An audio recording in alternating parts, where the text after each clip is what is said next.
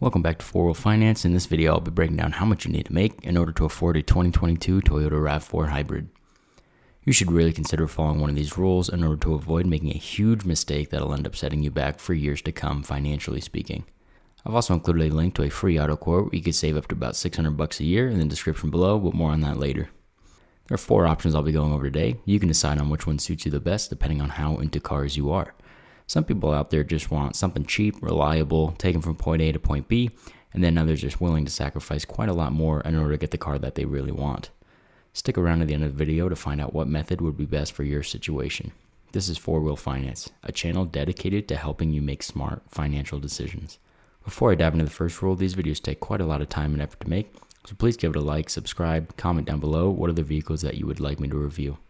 First rule is the 24-10 rule, and this states that you must put at least 20% down, you shouldn't finance it for more than 4 years or 48 months, and the payment shouldn't be more than 10% of your monthly gross income. Since the 2022 Toyota RAV4 Hybrid has an MSRP of about $29,575, you would need to put down $5,915.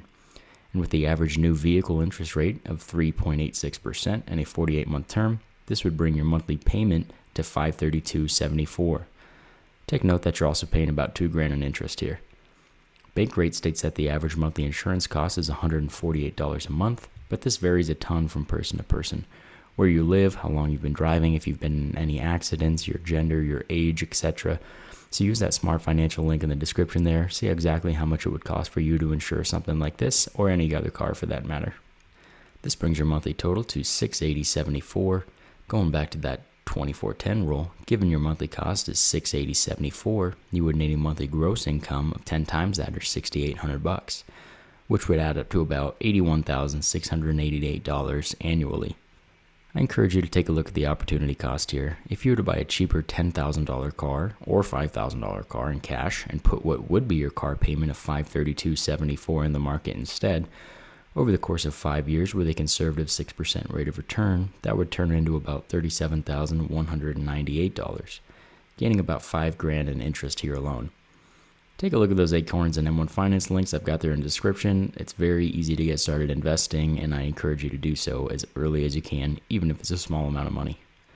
And this is just for the first 5 years. If you were to continue on for 10 years, it would amount to about $86,977 and over $23,000 in interest. Again, just at that 6% rate of return. And for reference, the stock market averages around 10% return per year, so this 6% I'm using is pretty conservative. Next rule is for my own. I've made this up myself, and I think that you should have at least a 6-month emergency fund. You should invest 15% of your gross income into your 401k, and max out both your Roth IRA and, if you want to be a superstar, your HSA as well. And I know that this seems like quite a lot of saving and investing, but I really don't give you a monthly percentage rule that you have to stick to in terms of spending. So it's really up to you to decide if you want to spend more of your monthly income on a vehicle, if you'd rather spend less, go out to dinner more, go on more vacations, or put more money in car parts, etc. So once you get that emergency fund and the investing there, that's really all I really care about. You can spend the rest on whatever you really want to.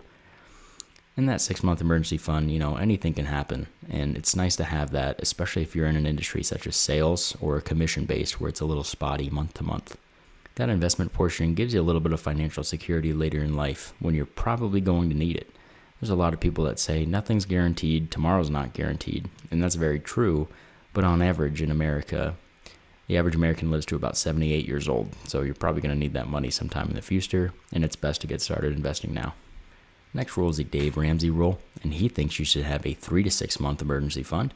The vehicle shouldn't be more than 50% of your annual gross income, and you should purchase it in cash.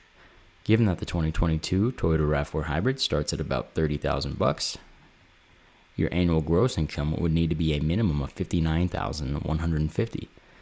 And it's nice to purchase a car in cash, as you'd avoid having to pay the interest on the loan, and your insurance would be a touch lower.